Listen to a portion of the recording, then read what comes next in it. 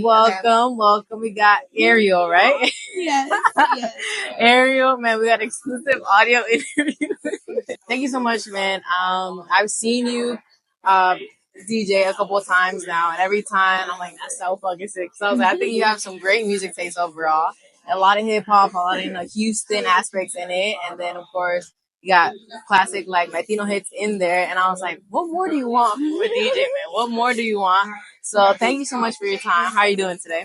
I'm doing well. Thank you. Thank you so much for having me. I'm very honored to be here. No, for sure. Thank you, man. But today, I just wanted to talk to you, get to know you a little bit more, career-wise, personal-wise, and then future-wise. The year's ending, and so we always good to look into the future. But I just want to know about you, what you do. Tell me about what you do. What don't I do? No, I'm kidding. No, but so by day, I do have my corporate 9 to 5. I graduated with public health, so that's kind of like my background, and what I went to school for. So I work with home healthcare software engineering. But so that's like what I do for my 9 to 5, and along the journey, it's kind of hard because it's like, where do I start? My storytelling is all over the place sometimes. But once I started DJing, like that's also pretty much what I do on a daily basis. So I'm gonna say like what I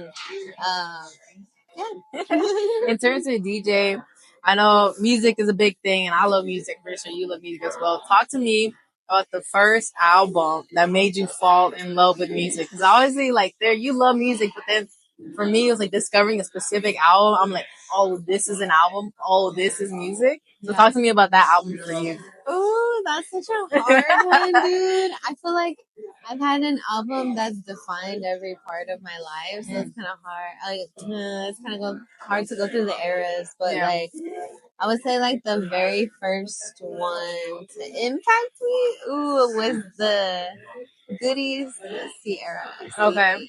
Like I would say that album like really impacted me. I think it was just mainly because it was like literally the first CD that I bought. So like I don't know, like digital media consumption, like that's the first like things that I could think of. Yeah. But I would say like physical buying, like that would be the album that impacted me and started me on that journey of like collecting CDs and like, leading to like writing music, like from that aspect. But I would say like my, I guess from Roots going album that would it's so hard.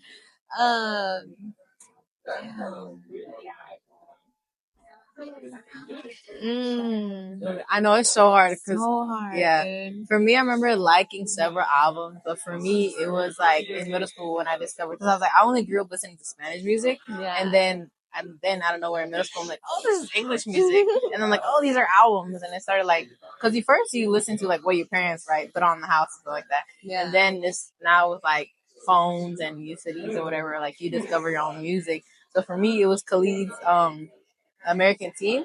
So that one, I was like, oh my God. I was like, this is so amazing. So from there, I'm like, just a deep dive into music. Talk to me. You said you collect the CDs. Do you still collect CDs, vinyls, all that to this day?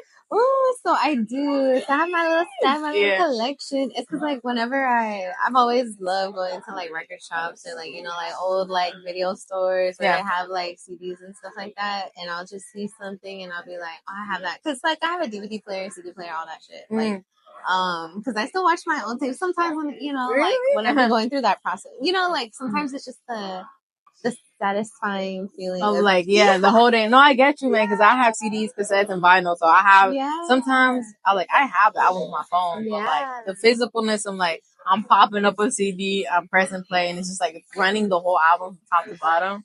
Yes, and like not to age myself, but to also be alive through the process of like music, like see, I was 96. I can't remember when the first like I guess like MP3 or iPad, but like seeing like the generationally how music moves, like physical media is like really coming back, and like the wave of like people buying vinyls. Like it's getting a lot more traction. You know, like it's so cool. It's so cool to see like the different trends and like iPods and like Y2K culture coming back. Yeah. You know, it impacts the times and the music. Like, talk to me about did you have like a MP3 player and stuff like that? What color was yours, man? Girl, okay, so I think like my first, I had a black, I think like I had a black Sandus, like a little like tiny one, where it didn't even have a screen. It was just like a like that. It was like a. I would choose my music and I would like scroll through it. That's like my first little MP3 player. And then I moved up to my grandpa one, like a iPod Nano. Yeah, that's what I first had. I had an iPod Nano. I had a pink iPod Nano. Mine was pink. Dude, it was funny because my grandpa won that, and I took that home. I was like, that's mine. Grandpa just watching. Yeah, you don't even know how to upload music. I'm so joking. But what was cool about growing up is my tia was dating he had like a other day job, but he was also a DJ. So he was our family DJ. Like he would DJ everything or whatever. He was really good. But what he would do is he would take our shit and then like he would upload his music into it and all the music videos and everything. So I credit that man with like the reason why I also listened to everything that I did. Because not only did he upload the songs that we wanted to listen to, but it would also be like Tejano music, like you know, like all kinds of stuff. Just shit he would play at parties, and it's mainly you know things that our family listens to. So I would be listening to all of that, and it's like you know, like I think one of those videos that impacted me was I Got 5 on It by Looney's, the remix. The remix. That's my shit. But like, all of that has just had like a really big effect on me as far as like music and generation. Yeah. I was gonna ask because I was like, I know I was talking to you about like me only listening to Spanish music growing up.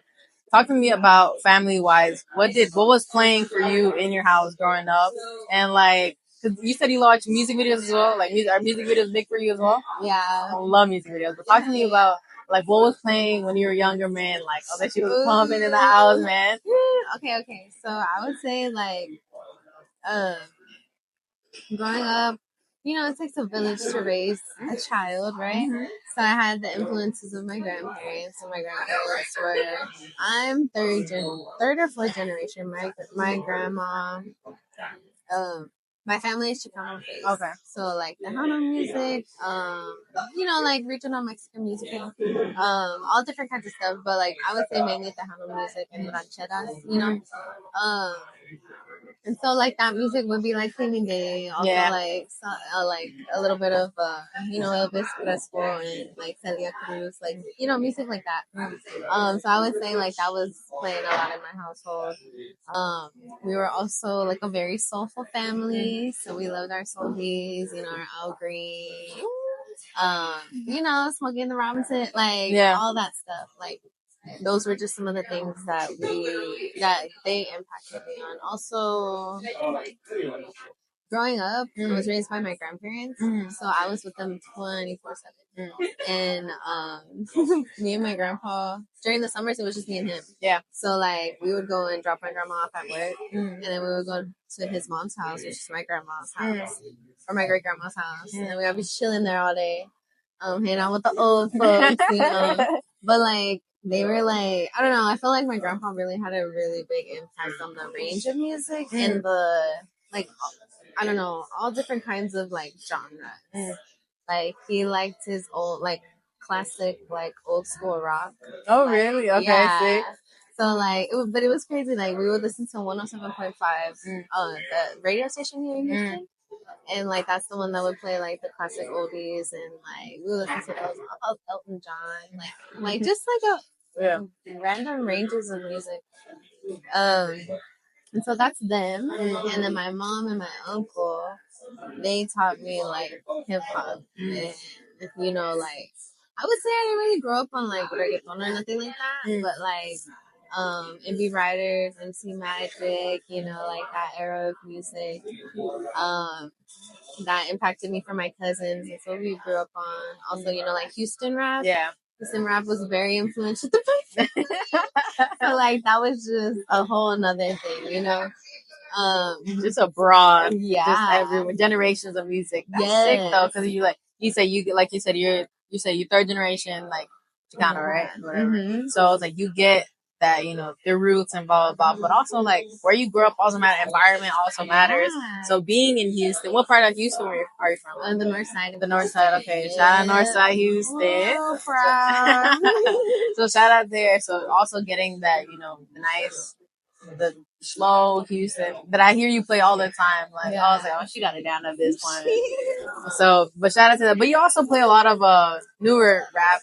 Shit, I hear you play Isaiah Rashad last time. I was like, I was like, I think like during like this, I would say I've always been someone that's like to dive into like music. I would say like just different genres and SoundCloud era. Nope.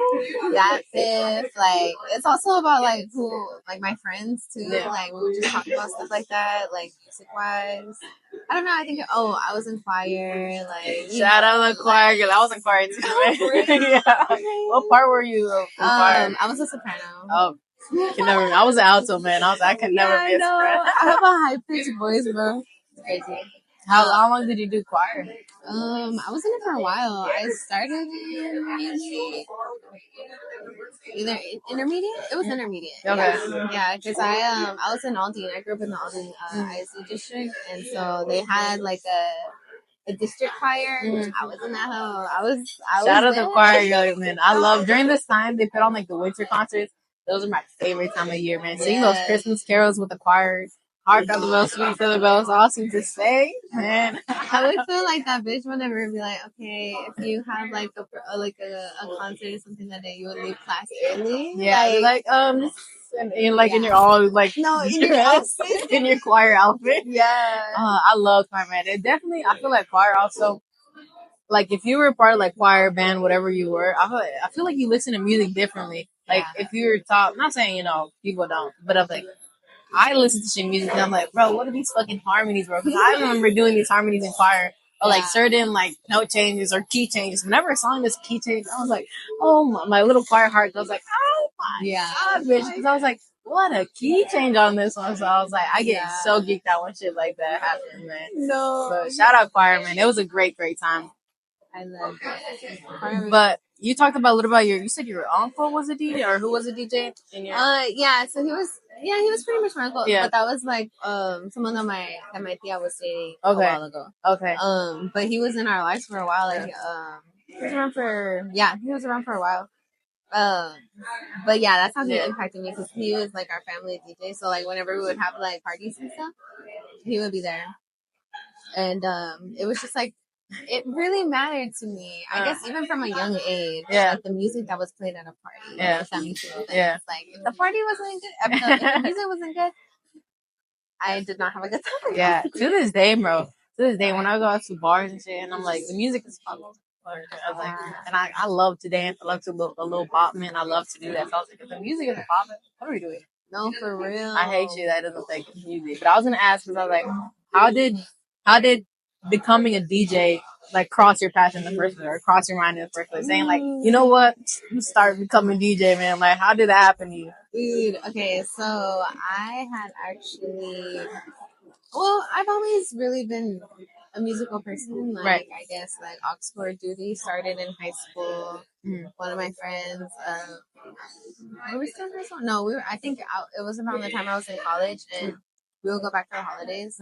And one of my friends used to throw Halloween parties, and then Sis was like, "Oh, like be the MC," and I was like, "But like," and then I was also Oxford, so I was handling the music, and I was on the mic, and it was like such a good time. Everybody had a good time, and I was like, "Y'all like what I did? Like, y'all like this playlist?" Yeah.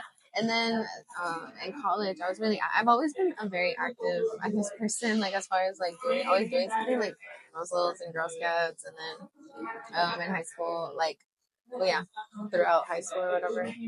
And then in college, I joined a multicultural sorority. Okay, sick. So like we would do like step, we would stroll.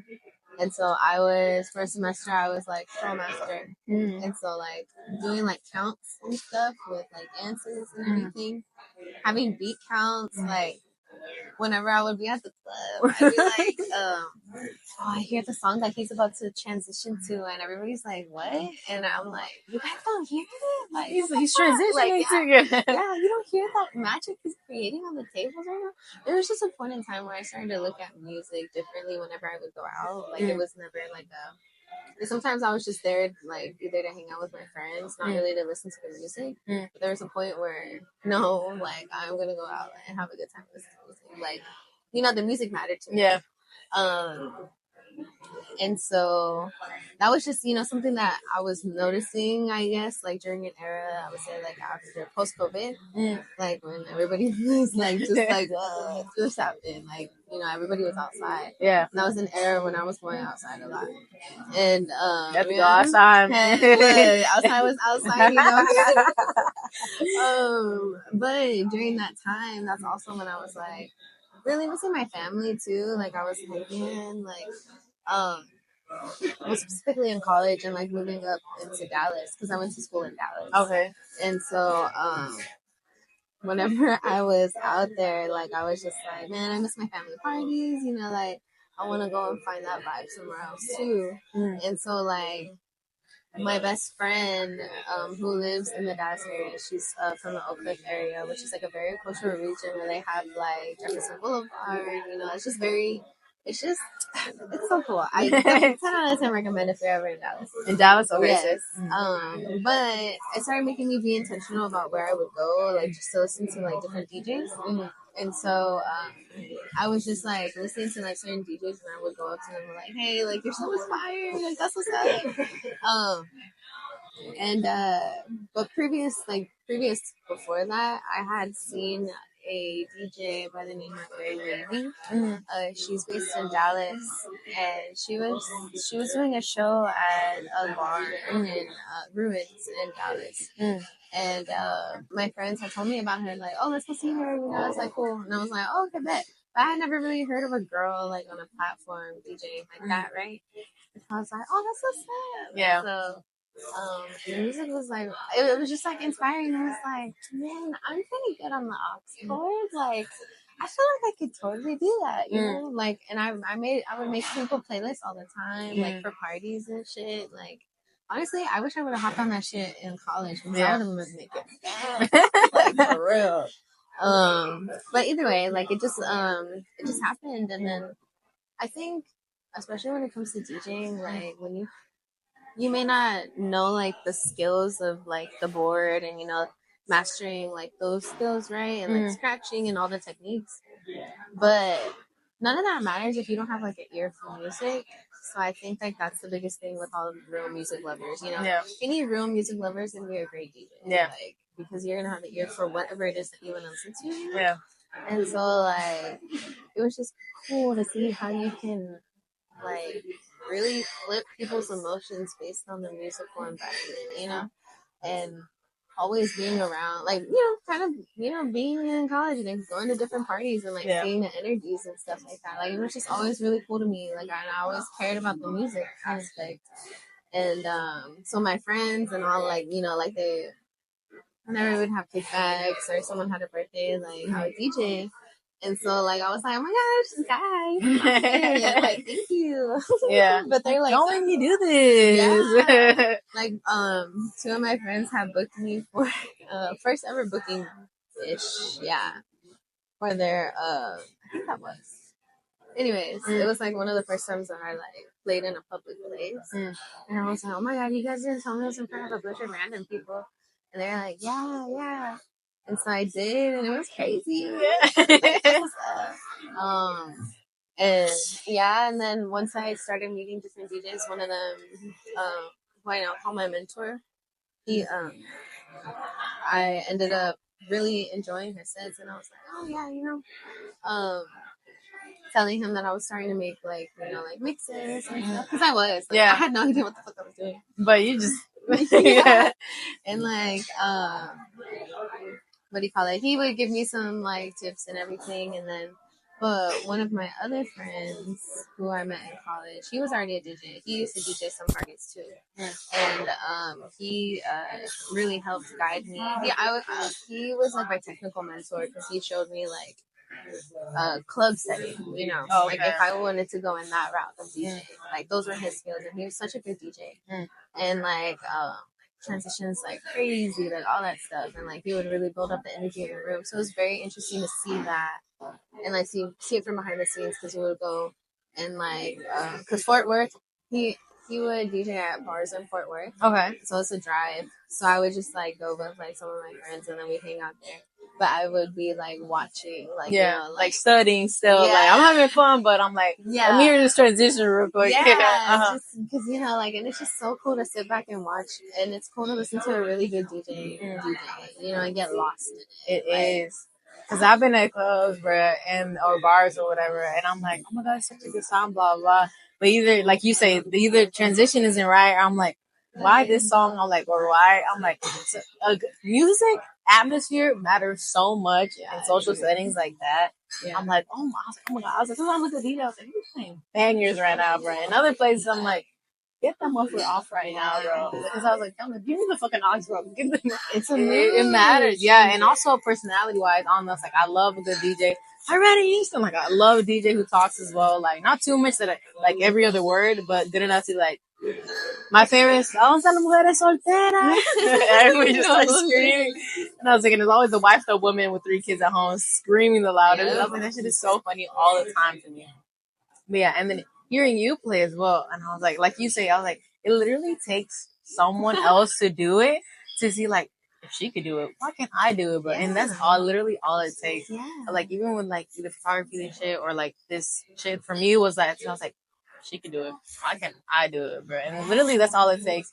So even though you're saying that, oh, that other person inspired you, bro, there's other girls as well going to you. Have you ever been told like, oh, you inspired, like? I've had some people tell me, like, you know, like when they saw me doing what I started to do, that they felt like, dang, like, yeah, like, yeah. How like, does it feel, man, to get that? It feels cool because it's just like, I just kind of want to tell everybody, like, bro, you could totally do it. Yeah. Do. Like, just like do whatever you want to do and just try. Yeah. Like nothing ever bad came from trying. Like nothing ever, bro. Because I was like, people, like your worst enemy is you sometimes, especially in like creative fields.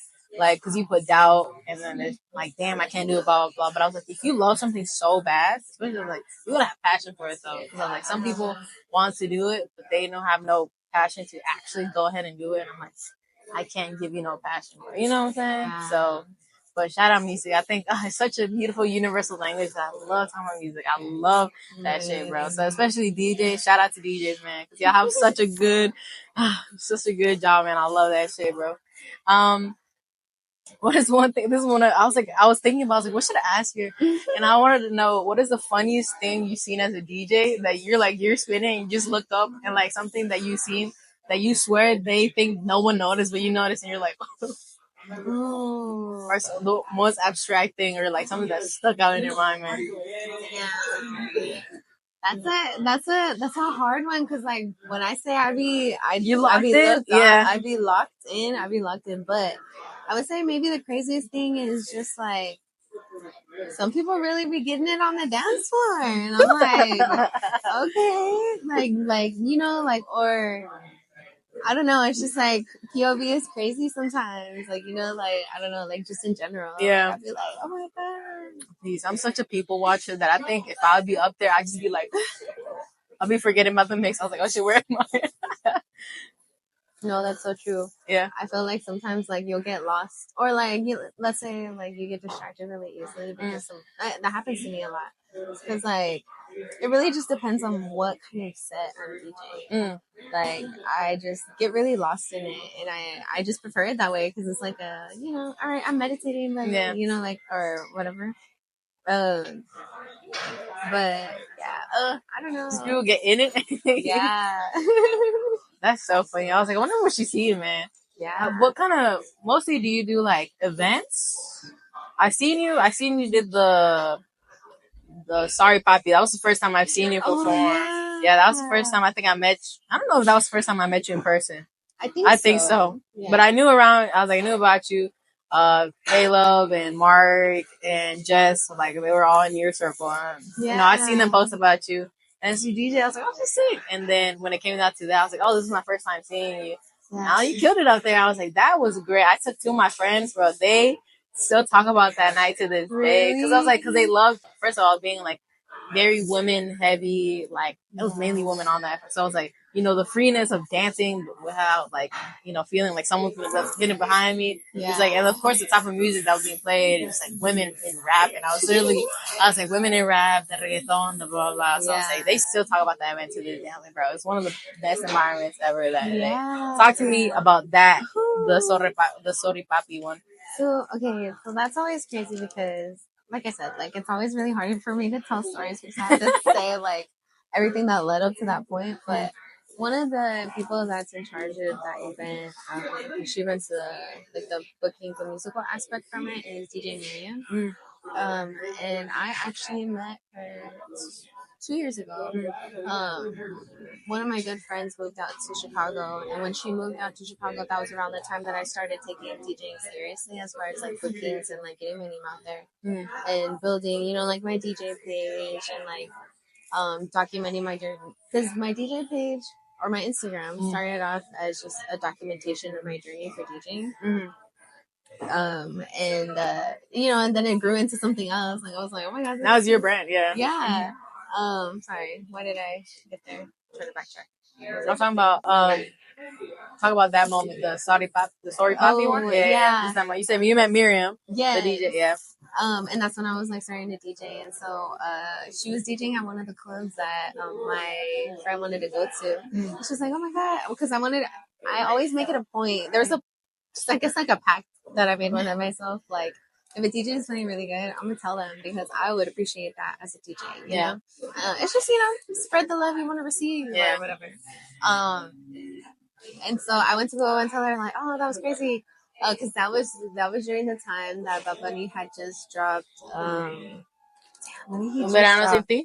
Yes. Yeah. Yes. He had just dropped that. Yeah. And so she was going crazy. It was just real cool. And then, you know, I was telling her, oh yeah, you know, I'm a DJ. No, at that time I wasn't comfortable calling myself a DJ because like I had just like started in my eyes, you know, like I guess what I thought a DJ was like different. But anyways, yeah, so I was telling her, you know, like a little bit about my journey. And she was like, you know, she was just so nice. She was like, you know, like best wishes to you on your journey and all this stuff. And then around that time during with my DJ page, that's when I started documenting all. So I would like post, you know, like my like that during that time and meeting her and everything. And it was just cool. It was like little memories, right? And but anytime that I would come back to Chicago, it was like I was just meeting like I would go to like different places and I would start paying attention to like DJs and like you know everything spin. And I had met another DJ. I heard about her Y2K party. Okay, see. And it was on Twitter or whatever. We followed each other on Twitter, you know, internet friends. Yeah. And she was gonna throw a party, and I was like, "Fuck it!" I was like, "What if I just go and visit my friend?" So I called her. And I was like, "Hey, if I bought us tickets to this event, would you be down?" And she's like, "Yeah, let's do it." And it was just crazy. Like we went to like this party and we met, and I got to know her too, and she runs like a party as well. And so it comes to be that they end up being the Sorry Papi, you know, like maybe tour DJs. Yeah. And so, like, it was kind of cool, you know, because I have been following their journey since I met them. And so, like, seeing them and, you know, like, hearing all that and being part of that. And then, in turn, being asked to, like, DJ for Sorry Papi was, like, so full circle. Like, what? Like, you don't make that shit up. Like, especially Bayou Music Center. That's not a little area, man. Bayou Music Center holds some people. Yeah. Jid and Smino play that shit, you know? Yeah. It's a nice venue. It was huge. Yeah. It was super intimidating. Yeah. Like, it was like, also like, I would say like I'm a very open for my DJ, but there are bags that I'm a little bit like, they're more like second nature to me. I would say like sometimes like my reggaeton isn't necessarily my strongest, but I'm really an old school reggaeton girly. And so, like, I'll tie that in with, like, a little bit of the new school. But, like, sometimes I feel like crowds are really hard to maintain when it's a younger crowd. So it's a little intimidating thinking about the crowd, knowing that my taste is a little bit more, like, you know, like, I felt like it was different. I don't know. I get it in my head a lot. I try to provide to the community the best way I know how. And, like, you know, the audience and who's going to be there. So I was really in my head. Yeah. I was like thinking about it too much. And then, like, at that time, I wasn't super comfortable with the CDJ equipment yet. Okay. So I chose to use my laptop during that time. And the cables weren't, like, it wasn't second nature to me of how to rearrange the cables. Like, I was still learning, you know? And so, like, then I started doubting myself. Oh, my God, I'm not ready. I can't do this. Why did I say yes? Yeah. I should have passed it on to somebody who has more experience. You know, like, you get those thoughts. Yeah.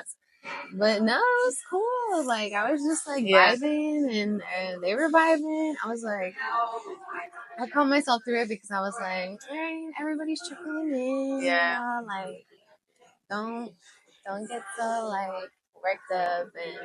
And it was cool. And you push yourself out of the box, man. That sometimes you have to put yourself in those uncomfortable situations to grow. And so, like, now that you did that, do you feel like you grew at least a little bit with that? Yes. Yeah. I feel like, well, because I was in, I couldn't use the mic, so I couldn't talk or say anything.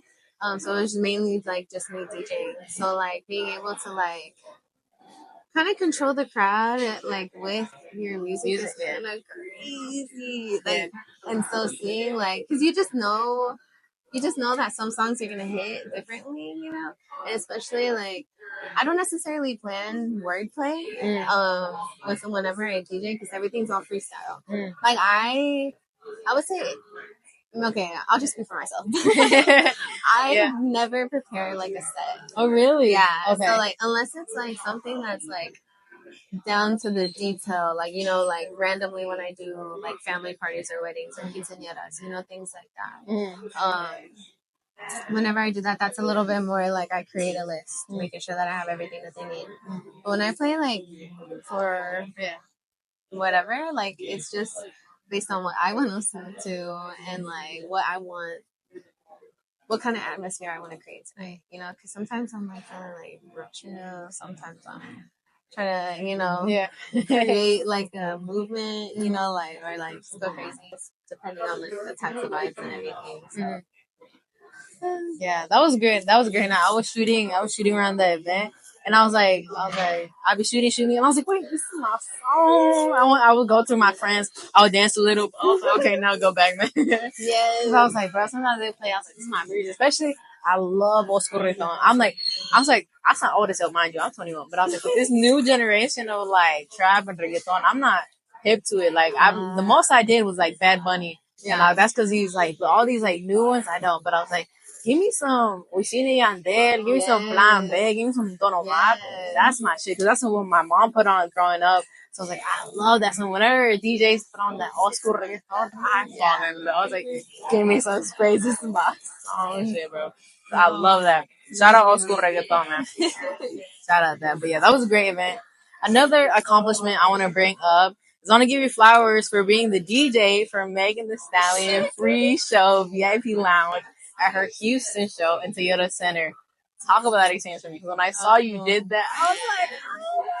Dude, it was like, bro, my cheeks are hurting. I've been smiling this whole interview, but it was crazy. Like, I can't explain it. Like, I think it was also just because I've always been such a hot girl. Like, that's, you know, like, I love her. I love Megan Thee Stallion, man. I love her. Dude, and to just, like, be part of a full circle moment. Okay. Because, like, I don't know, I just feel like I've always felt very tied to Megan Thee Stallion. Like, I would say, like, just because, like, a lot of the times, like, I view artists, like, growing up with them. You know, like, I see them as a certain, like, influence in my life and from, like, not only, like, through their music, but just who they are. Like, well, yeah, you know, like, through their music and how I connect through that. Yeah. So it's been kind of interesting because, like, around the time that she lost her mom, like, I lost my grandma, which is, like, you know, who I was raised by. And so like she channeled a lot of emotions through her music. So it's like I felt those with her. Like there was just certain things like one time I went to Vegas and I was during a rough time in my life and I was just like, fuck it. Like my friend, the one that moved to Chicago, she randomly called me. She was like, "Hey, bro, you want to go to Vegas?" And I was like, "Okay, like let's go." And she happened to be there, and that happened to be the first time that I ever got to see Megan Thee Stallion in concert, like actual concert. And that was around the time that she was like with Party, like like anyways, like like just there's just certain like I don't know, like it was just really cool to see her growth, and then like certain albums impacted a point in my life too. So it was just like, oh my god, and then to see the evolution, and then like me and my best friend are like hot girl fans till we die, like Tina Snow, everything, like so Houston, so Quincy, so like so Southern, like it's crazy to have a, like I don't know, it's really just it's cool. Yeah, it's Megan Thee Stallion and everything from, like you said, her perseverance, between her personal battles as well. And also, I think it was big for me, her being a college student and college graduate. That was super sick. But still, like, doing her passion and what she has to do and shit. Shout out to, what did Kevin Mars say? He said, take it a class and show my ass multitask like Megan does. Shout out Megan on that.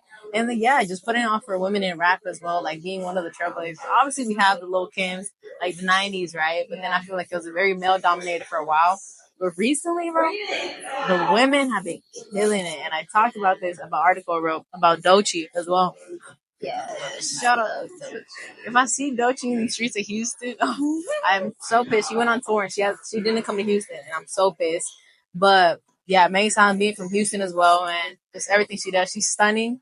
Shout out beautiful women. I don't know, she's stunning as well. And then I really liked her most recent album, the Part Two, the Act Two. Act Two, I like Act Two better than Act One. Really? So, bro, it's because all the different productions on that one. I feel like she went more diverse on that one, from like very like southern ones to the most like the one with Flo Milli, Rocksteady. That one I was like, yeah. Yeah. I feel like this was a really cool album because like she not only talked about like I don't know, it's just like you said, it was just a range and like I played Bigger in Texas a lot. Like whenever like it was a little dance on that one. Yes, Rocksteady. Yeah. Playing those, like I'm just like I also throw in a lot of old Meg too, so it's like really cool. Southside Freestyle Megan remains to be one of my favorite songs of hers.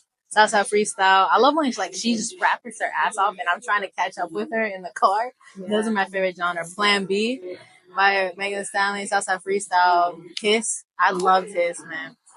Southside Freestyle, the first time. I fell in love with that song because at her concert, they put it over the Southside beat. Okay. And that impacted and changed my life forever. I don't know if it's also because like seeing it in person and like with him there and like in the building and like them on stage together, like it was just very like satisfying. Like, oh my gosh, like to be like, like just that's amazing. Such a beautiful song. But yeah, so you played that, and I was like, once I saw Instagram post, I was like, that is so crazy, bro. So I was like, shout out Megan Thee Stallion, shout out Houston, shout out women in rap. Yeah. What are some of your other women in rap favorites right now? Ooh, right now, like current? Or just in general, women have been doing it for a while, but you like women in rap. Oh my gosh. I'm very much a Southern girly. Okay. So I love oh my gosh. I love Gangsta Boo. I love LeChat. I love Meg. I just love that Louisiana sound. Like, from like pretty much that Southern sound, right? Yeah. And then Missy Elliott. Missy Elliott is always gonna be on number one. Like she's just banger. But Queen Latifah for me just is also very much top of the list. Not only for her like rap and her musical impact, but I think like just influential impact overall. Like absolutely.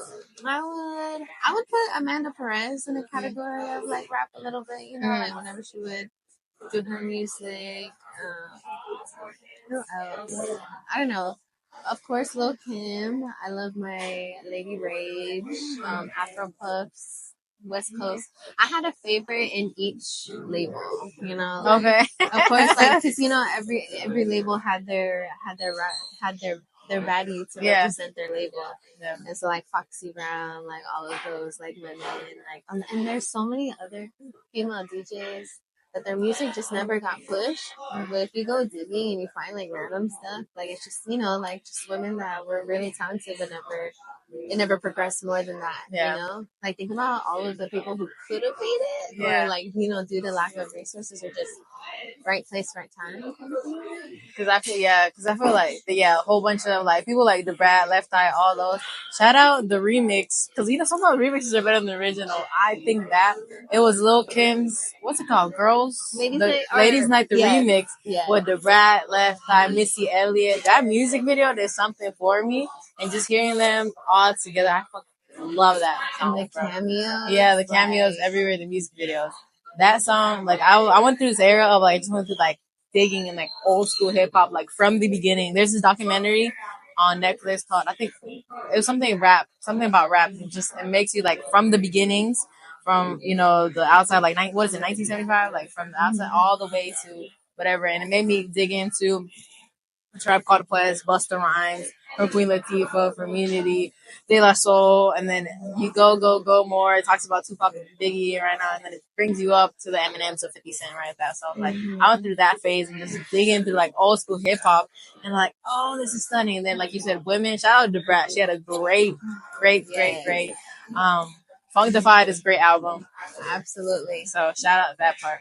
You know, and I would say movies, TV shows, pop culture definitely impacted my musical taste as well. Yeah. And like a lot of the music that I learned, specifically the Brat, Funkified, or just the Brat, like that sound on the soundtrack of 17 Again with Tia and Tamara Mowry. Like that movie is the reason that I know those songs so well, or like certain soundtracks, because like I feel like movies and film back then really pushed whatever pop or whatever music was going in, like, or I mean, you know what I mean, like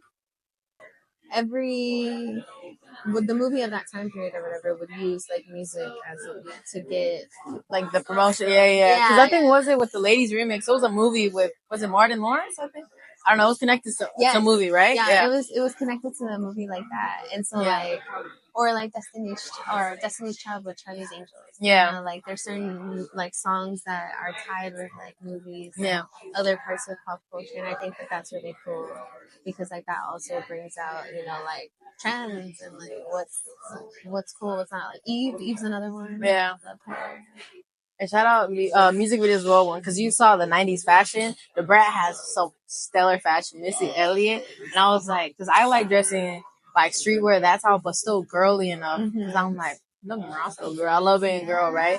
But I was like, they had it in an also masculine way, but it's still a good way. So like, they were a lot of my inspirations in the fashion. Whenever I go out, I'm like, this is what I'm looking for, a Missy Elliott, the Brat vibe, but still be girly as hell. Because I'm like, you know, I still gotta look cute, but I'm like, but still look fly, bro. I'm a fly girl, you know? Yeah, you know what I'm saying? Yeah. I see. The cool girl is, yeah. I love that type of fashion, man. So I was like, I'm like big as it, but I was like, don't get me wrong, my makeup is still beat. Like I have my hair done and shit like that. So I was like, I love that type of fashion. And it's so comfy too, bro. Yeah, bro. And I don't know why, I feel more confident in that type of clothes as well than like, you know, I was like, I don't know, I was like, once my body is like showing down, I'm like, oh, I'm scared, bro. Me and those big ass pants, and I was like, and popping my girl, I'm like, bitch, I'm the flies bitch in here. No, like literally. I was like, I love that type of fashion. So shout out 90s. What is it? 90s, right? Yeah. 90s. I'm going the wrong way. The 90s. But also, your birthday recently passed. Yeah. So happy belated birthday on that. And I was gonna talk to you about what is something you've learned recently, and you know, cause you turned 27. I saw your Instagram post. 28. 28? Okay. Yeah. So 28. Talk to me about a little life advice in terms of like girls that are coming out of high school, girls that are, you know, entering college, or what is something you should have told yourself during that era? Because I was like, you know, you go through so much in life. You didn't, in terms of that, any cute little piece of nugget advice there? Yeah, man. Oh, I wish Let me see. Let me start. Number one. Shit, tired. She got 100 of these. Yes. No, I would say like always trust your intuition. That's definitely something that like is like just for sure. Like always trust your intuition. Whether that's like that's about anything. A situation, a career, a move, a life goal, like like just something that's going on. Whatever it is, trust it. Because that will always lead you in the direction, like that you're meant to be in. Like I would say like that would be one of the biggest things. Always trust your gut, dude. And I don't know. I think it really just kind of is more. I would say I would definitely give younger me more spiritual wisdom, or like just like in the sense of like everything's gonna be okay. Like like you can do everything that you want to do. Yeah. Like you have more than enough time to accomplish everything in life that you want to do. Like um, but it all comes along with the cheesiness of following your heart and like Yeah. like I think that's genuinely like always my advice to a girl, like but to a younger person, like just like navigating their life and trying to figure it out, whether that's going to school or starting in a career field or taking care of a loved one, like however that looks for you, like do it and do it well. That's so sweet. Thank you. That's so cute. I was like, I love hearing people out because I was like, yeah. Sometimes I'm just sitting there. I'm like you said, I was like, there's so much I just want to accomplish, and I'm like, oh, I'm not there when I want to be. I'm like, calm your ass down, bro. Like, it's gonna be okay. It's gonna be okay. I was like, bro. Sometimes the little boy's here, little boy's here. I'm like, shut the fuck over now. But I was like, as long as I'm like, I remember at work, someone told me they're like. He's like, y'all look at this, because we had this problem, right? And then the guy was like, y'all are staring at this mountain, but y'all are not moving pebbles, right? Just start moving pebbles, and the mountain is going to move eventually. But if you keep staring at the fucking mountain, bro, like, you're never going to move it. And sometimes I feel like that. I'm like, staring at the mountain. I just want to move the whole thing. Like, lady, just start moving pebbles. Like, it's little by little, it's going to move, man. So just having patience for life. I don't know, I'm real patient when it comes to shit like that because I was like, I just want to be at a certain place and I feel like I'm not moving. Yeah. But we'll get there. Well, as we're wrapping up, thank you so much, Ariel, for coming on, man. We had a great I love people who are nerd out about music as much as I do. So I'm like, I was like, oh wait, you know that too? I was like, isn't that so cool? So shout out that. As we're wrapping up, I want to talk about what's your album of the year, man? What do we have for album of the year so far? Give me. It doesn't have to be in order, but give me like 3 that really you love this year that came out this year, or it doesn't have to be that came out this year, but maybe you just really like this year.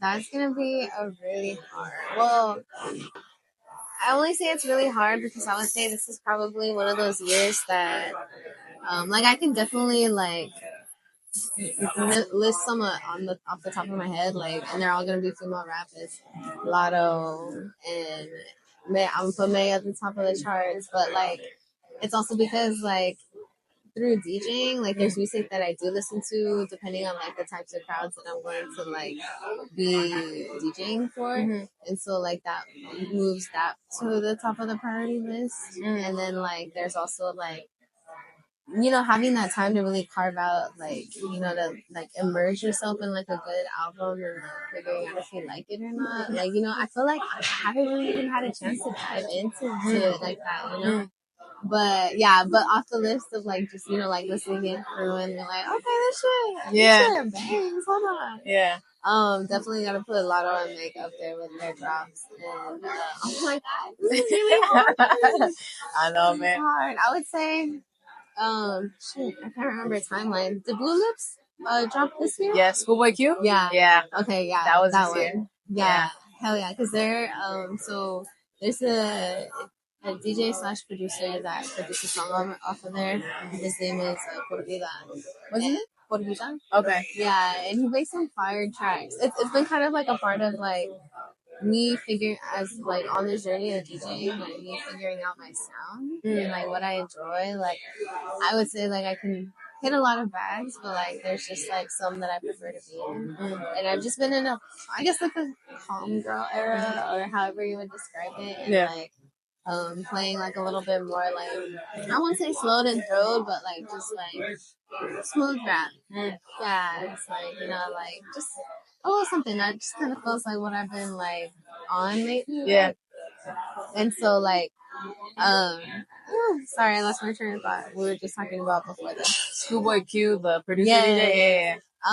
But through finding my sound, I've found other DJs and other, you know, producers and tracks that, you know, other people have made, and I'm like, oh my god, so it's really cool to like find like different like DJs and producers who see I see you, dude, like that music is fire. Yeah. And he produced one of the songs off of Blue Lip, and he's from Texas. Oh, see? Yeah. I didn't know that. It was like, it's really cool to connect with other DJs who have like a similar experience, like lived experience as you, because you can hear like just not, I won't say similarities, but like well, yeah, similarities, but completely different sounds. You know, like everybody has their experience, their lived experience, and how they translate that through music. And you know, like the ones who, yeah, I don't know. It's cool, man. Yeah, Schoolboy Q's Blue Lips was a great album. Surprised didn't get Grammy nominated. I was really, really sad about that. He didn't get Grammy nominated. Vince Staples didn't get Grammy nominated for his album Dark Time. And I was like, what the fuck? Like, this is a great album. Shout out. I love the one with I think it was Pop with Rico Nasty. Shout out Rico Nasty was on. I love Rico Nasty. Rico Nasty. I saw Rico Nasty live. And it was at that tiny House of Blues, the Bronx. That shit was packed from brim to brim. Yeah, I was like, oh my god. And Jess was there too, man. We were stuck in the front because I was like, after we took photos, we cannot move out of there. So I knew I was gonna stay for the whole show, but I think she has a video of me just wrapping my ass up. I love Rico Nasty, man. Just a video of me. I was just wrapping my ass up when I see Jess like this. I was like, but yeah, shout out that. I was like, I also love producers. Like, I feel like the beat and like has so much to do with a great like soundtrack. So sometimes I'm like, who produced this shit, bro? Because I like look into my favorite song credits. I'm like, okay, then hop into that. Because I was like, there's an era when I was just like, I just love producer, and I was like Kenny Beats, the Cal Banks. Like I was like, oh, Monte Booker. I was like, these type of producers. I was like, oh, this is what producing is. That's so cool. So shout out producers, man. That was great stuff. Have you ever tried producing? So I hope to kind of go into that journey more into next year. Okay, sick. Yeah. Like I would say, like, again, like my journey with like DJing and like music is always so interesting to see, like, you know, like what era I'm stepping into, right? You know, like, so I would say transition to something that I really wanted to master and, you know, like always learning continuously. But like now, like I want to like journey into like producing and like seeing like what that journey will hold, and like also taking note of like some of my favorite producers and like the music, like same thing like you said, like when I hear a song, who produced it? And then I go down a rabbit hole and then I'm like, oh my god, they produced this song and that song, like what? Like it's just like I could go down those rabbit holes all the time. So like it's only a matter of time. Like I feel like it's fine. Yeah, like, why not? Yeah, it's so fun. I was like, there's this producer called Nascent. I think it's Nascent, and he produced Good Days. I was like, when I first Good Days by SZA, I was like, because that beat is so magical, and I love beats that make like fill up the whole room. And I feel like he had that one for Good Days, and I'm like, every time I hear Good Days, it's just a transition, man. So I was like, who produced this shit? Yeah. And it's all he had a whole album. I think he released an album this year. He's a great producer. Collabs a lot with Jordan Ward, with Saba, with Absol. So he's a great producer, bro. Produced so many good hits. So shout out producers, man. Yeah. But I was gonna ask, I was like, what are you looking forward to? What are some goals? You said producing is something you'll go into 2025, which I'm excited to see. Yeah. I love women producers. I just love women in different areas. It's like women and creatives. Yeah. That's my favorite thing. I was like, because I was like, if she could do it, if he could do it, I can do it. Yes. And you can have so many different talents. Yeah. Like, and people are talking about, like, oh, there's only space at the top. No, there's so much space. There's so much space. Pull up a chair, man. Like, there's so much space. So much space. So producing, anything else you want to do for 2025? So I do, okay, so producing, also becoming better and more consistent with actually having an online presence and platform. Because I say I use Instagram as like my main like source of social media and like to promote my music or just in general of like posting things. So I want to be better about posting mixes to YouTube and, you know, like having that just, it's more or less like also practice. Cause like I said, like transitions was one of my biggest things. And then of course producing, foot scratching, you know, like really diving into everything that goes into DJing. Cause it's definitely more of a journey for me. So like documenting that process, you know, like kind of seeing the growth from that. But I also have so much unreleased stuff that I haven't like just had the time to like do. So like putting that together, really putting together like different tracks, you know, because I also have so many like ideas and events and things that I would love to like curate and do, but it's like matching that up with like the music and like, you know, like the ideas for that aspect, like and then I have also started a radio show segment, like the Ice House Radio. Oh, okay. Yes, so if y'all haven't heard of it, Ice House Radio, it's amazing. They have so many different amazing DJs that do different. So we get an hour, and we can do whatever we want, whether that's literally just talking like this, or if we want to do a DJ set, you know, like, but it's mainly surrounded around the idea of doing a DJ set, vinyl or digital. And I chose to do mine mine's called the Areal experience. But it's meant to be, because I would classify myself as a nostalgic DJ. Okay. So each radio show is going to be a different experience and how I translate that experience to music. So like my first segment was dad rock. So like growing up with my uncle and like my experience with it and growing up with him and like his era in the Marine Corps and like how that impacted me musically and like rock music, you know, and like, you know, it's just like really, really cool. But all that music impacted me. So like it's music that I also bond with through other people, and I'm like, oh my god, you know that song? It's a shared lived experience. Yeah. Like it's a cool connector. And so like that's what it's supposed to do. It's supposed to invoke like, you know, like just nostalgia and like a good feeling. Like, you know, this is driving home to work, or, you know, like you're just listening to something in the background, like but every episode is gonna be something different in different eras and like, you know, different themes. Yeah, I love that, bro. When I had my little radio show in UH, I also did that. I was just like, I did Latino hits, girls hits, like for Women History Month. I was like, we're playing all women today. We're playing right now. I was like, we're playing all women, just different genres. Because I was like, yeah, having an idea or a word and then just putting music together. I'm like, isn't it so cool? I was like, you can say love. Oh my god, when it Bill's Valentine's Day, I was in that for the studio, bro. I put half heartbreak and half heart love songs. I was like, people think about love. I was like, there's pain and then there's also love. Like, that's been recently. I'm sorry, I was like, recently I've been thinking about love so much because I was like, isn't it so crazy that love drives so much stuff?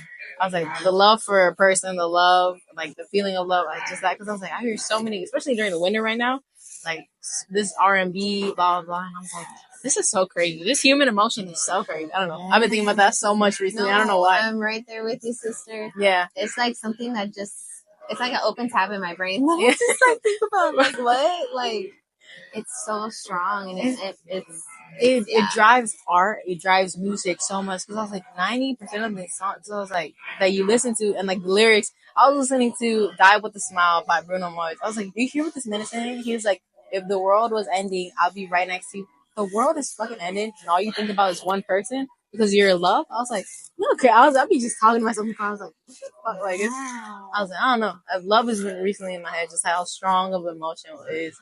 And then how connected it is with art and music as well, which is one of my favorite things. Because like a lot of people who write those songs are also going through a certain experience. Yeah. Even like what is it, like the very like the sad songs. Those are songs that people need to like get through hard times. Yeah. I can't say how many times like music has saved my life in the sense of like, you know, I needed this to like help me process through times and everything. It's just so crazy. It's so crazy, bro. Because I was like, wait, you felt that too, and then you put it over this beautiful instrumentation, and this beautiful lyric, and this beautiful thing. Shout out, Anderson .Paak. He released the album called "Why Lord," and it's after his like, I think his divorce. He just divorced, and then so it's like just just remorseful that thing. I was like, that is so beautiful. Shout out Giveon. Shout out Adele. Adele's been stunning this, bro. Yeah. Seasons also, it's crazy how season also changes music, man. I'll be happy right now, but I was like, recently, that's just, like you said, just an open tab. Like, just, I'm like, wait, this is so good. Like, I'm gonna note that down. Like, it's love is crazy, man. Shout out love for everything. But yeah, I went a little. I love it. I love it. Yeah. I was like, I just yapped a little bit. I was like, isn't it crazy? Yeah. I'm going insane. These are literally the conversations that DJ truly enjoys. It's just like geeking out. Yeah. Yeah. We're starting to club, so man. You know, bro, you know what I want is more vinyl show and tells. I've seen it everywhere, but I was like, I want that. Or like, I've always thought about like, why don't everybody just sit together and let's hear an album for the first time? Like, someone's coming out, like, let's say a Kendrick Lamar album's coming out. Okay, everyone come meet at this house. Nobody listen to it, and just all together share the experience. Let's listen to the album for the first time, bro.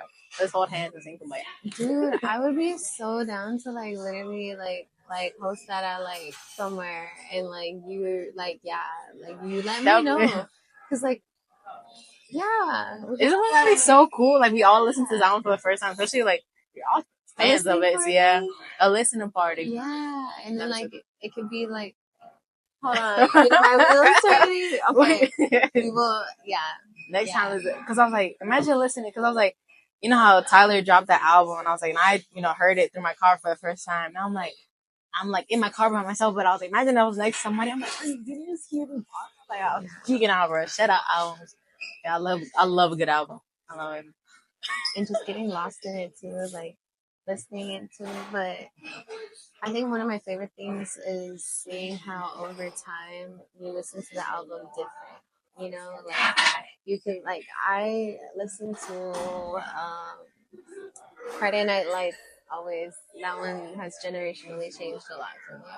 Like Mary J. Blige and like all of those music like songs like growing up. Yeah. Like those love songs that didn't mean anything back then. You were just singing a good song, and now you're like, oh my god, that's what you were talking about. Like I feel you. Like I don't even feel. I feel you, bro. And it's such a. I remember this album called by Kamari. Kamari's a dope R&B thing, and like when I first heard it, I'm like, oh my god, this is such good music. And then when I actually went through what he was like singing about and reading that, I was like, wait a second, this isn't funny anymore. I was like, why is he narrating my life? And now, like, there's so much emotion connected to it. Now, I'm like, when I hear it, I'm like, I actually can't physically get this because I will start bawling right now. Yeah. It's so crazy. Because he said, like, a second is cool. You obviously love the artistry about it. And then you go through something in life and you come back to it and you're like, what the fuck? What the fuck is this emotion? Mm-hmm. Such great. I love when an album makes me cry as well. Like I was like, sometimes I get so overwhelmed of how good an album is, bitch. I just start crying, bro.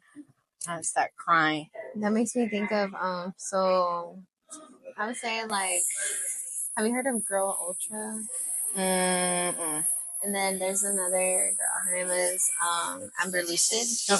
Okay. Have you heard of her? Or have you heard her music?